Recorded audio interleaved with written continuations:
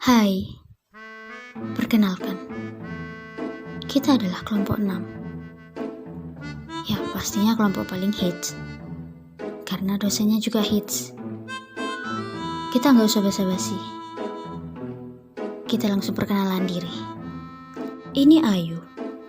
Ya, sesuai dengan namanya, dia adalah Queen cantik. Lalu ada mahasiswi manis, tapi tak semanis janjimu. Gita adalah nama panggilannya. Yang ketiga, Mbak seorang permasyuri yang pastinya setia dan baik hati.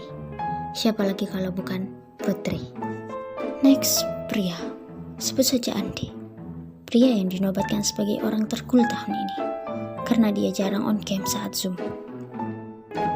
Yang kedua, pria dengan sejuta wanita. Panggil saja Dikri. Dan yang terakhir, kalian pasti tidak asing dengan nama Rizky. Ya, Rizky ini yang memakan banyak korban wanita. Tonton kelompok kami. Saya perwakilan dari kelompok 6 akan mempresentasikan materi hasil diskusi kelompok kami yang membahas mengenai sistem ekonomi Indonesia di masa pandemi. Langsung saja ke materi. Yang pertama, kondisi perekonomian Indonesia di masa pandemi COVID-19. Sistem ekonomi adalah sistem yang mengatur serta menjalin hubungan ekonomi antara manusia dengan seperangkat kelembagaan dalam suatu tatanan kehidupan. Sistem ekonomi yang ada pada setiap negara berbeda-beda, disesuaikan dengan kebijakan dan tujuan masing-masing. Bagaimana keadaan sistem ekonomi di Indonesia pada masa pandemi? Pandemi COVID-19 sudah 1 tahun lamanya mendera Indonesia.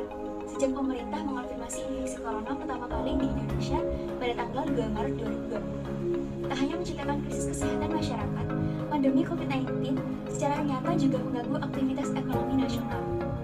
Keputusan pemerintah menerapkan pembatasan sosial berskala besar atau PSBB sejak April 2020 berdampak luas dalam proses produksi, distribusi, dan kegiatan operasional lainnya yang pada akhirnya mengganggu kinerja perekonomian. Ekonomi Indonesia 2020 diperkirakan tumbuh negatif, angka pengangguran dan kemiskinan meningkat. Dampak COVID-19 bagi perekonomian Indonesia. Dampak pertama adalah membuat konsumsi rumah tangga atau daya beli yang merupakan penopang 60% terhadap ekonomi jatuh cukup dalam.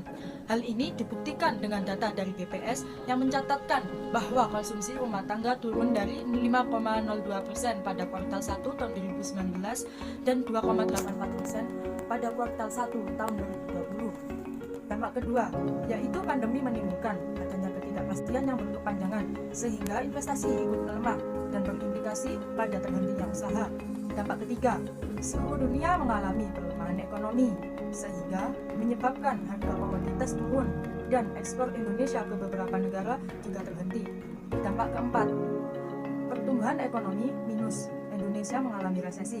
Badan Pusat Statistik atau disebut juga BPS mengumumkan bahwa pertumbuhan ekonomi Indonesia di sepanjang tahun 2020 terkontraksi minus 2,07%. Ini menandakan Indonesia masih terjebak dalam jurang resesi akibat pertumbuhan ekonomi yang negatif selama 3 kuartal beruntun. Dampak kelima adalah angka inflasi tahun 2020 terendah dalam sejarah.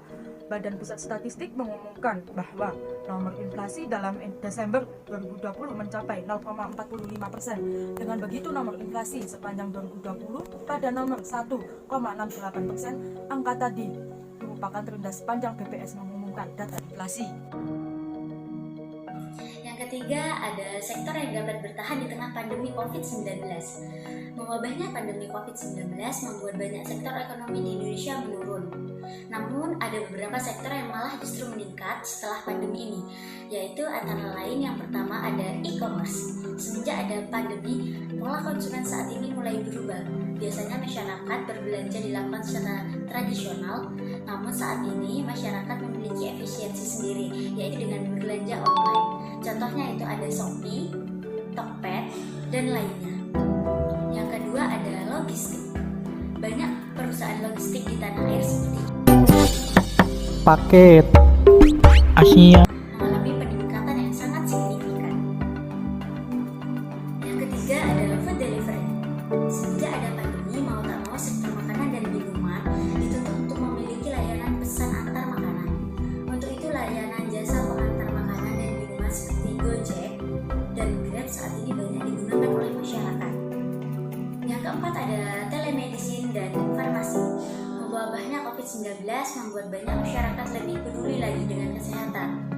Alhasil banyak masyarakat yang saat ini beralih menggunakan aplikasi telemedicine seperti Halodoc dan Alodokter untuk melakukan konsultasi kesehatan.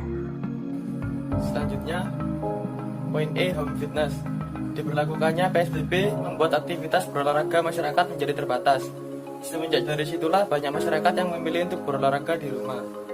Keempat, kebijakan pemerintah. Pemerintah dengan segera menempuh kebijakan untuk menyelamatkan ekonomi di tengah pandemi, yaitu pertama, Jokowi memerintahkan seluruh menteri, gubernur dan wali kota memangkas rencana belanja yang bukan belanja prioritas dalam anggaran pendapatan dan belanja negara atau disingkat APBN, dan anggaran pendapatan dan belanja daerah atau APBD. Kedua, Jokowi meminta pemerintah pusat dan pemerintah daerah untuk mengalokasikan ulang anggarannya untuk mempercepat pengentasan dampak corona, baik dari sisi kesehatan dan ekonomi. Ketiga, Jokowi meminta pemerintah pusat serta pemerintah daerah menjalin ketersediaan bahan pokok, diikuti dengan memastikan terjaganya daya beli masyarakat, terutama masyarakat lapisan bawah. Keempat, dia meminta program padat karya tunai diperbanyak dan gandakan dengan catatan harus diikuti dengan kepatuhan terhadap protokol pencegahan virus corona, yaitu menjaga jarak aman satu sama lain. Kelima, Jokowi menyebut pemerintah memberikan tambahan sebesar 50.000 pada pemegang kartu sembako murah selama 6 bulan. Keenam, Jokowi mempercepat implementasi kartu prakerja guna mengantisipasi pekerja yang ter-PHK, pekerja kehilangan penghasilan, dan pengusaha mikro yang kehilangan pasar dan omsetnya. Ketujuh, pemerintah juga membayarkan pajak penghasilan pasal 21 yang selama ini dibayar oleh wajib pajak karyawan di industri pengolahan alokasi anggaran yang disediakan mencapai 8,6 triliun. Kedelapan, otoritas jasa keuangan memberikan relaksasi kredit di bawah 10 miliar untuk usaha mikro kecil dan menengah. Relaksasi tersebut berupa penurunan bunga dan penundaan cicilan selama setahun baik dari perbankan dan industri keuangan non-bank. Dan yang terakhir, sistem ekonomi Indonesia condong kapitalis atau sosialis. Sistem kapitalis memberikan kebebasan kepemilikan individu seluas-luasnya, sedangkan sistem sosialis adalah suatu sistem perekonomian yang melaksanakan kegiatan ekonomi tetapi dengan campur tangan pemerintah. Nah, bagaimana dengan Indonesia sendiri? Indonesia memiliki sistem ekonominya sendiri, yakni sistem ekonomi Pancasila, di mana sistem ekonomi ini disebut juga sistem ekonomi campuran. Karena ada kebijakan kapitalis dan juga kebijakan sosialis. Selanjutnya, selama adanya pandemi COVID-19, kebijakan yang dihasilkan condong ke arah sosialis. Mengapa demikian? Ini dikarenakan pemerintah mengatur jalannya perekonomian saat pandemi dengan mengeluarkan kebijakan-kebijakan untuk rakyat seperti yang telah dijelaskan pada poin-poin sebelumnya. Jika sistem ekonomi dibiarkan dipegang oleh pihak swasta, yang terjadi justru saat pandemi masyarakat yang terdampak akan semakin sulit untuk mendapatkan pekerjaan atau pendapatan. Untuk itu, peran pemerintah dalam mengatur perekonomian di masa pandemi sangatlah penting. Namun tidak menutup kesempatan bagi pihak swasta yang ingin bekerja sama dengan pemerintah untuk mempercepat pertumbuhan perekonomian di saat pandemi.